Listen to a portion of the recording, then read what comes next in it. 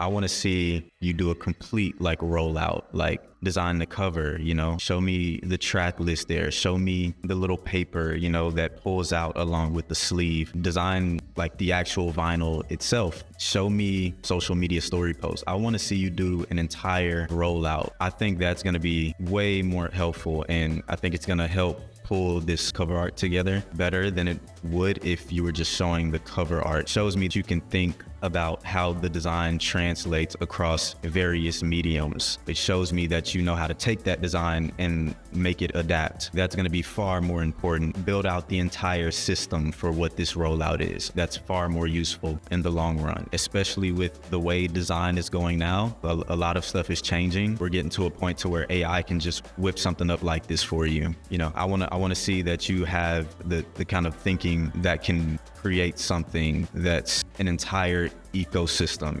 You've made the assets, elements, the tour flyer. Like, I want to see all of the assets. If you're going to do like an album cover within your portfolio, like really expand on the ecosystem for that album cover art and kind of just like show me a little bit more.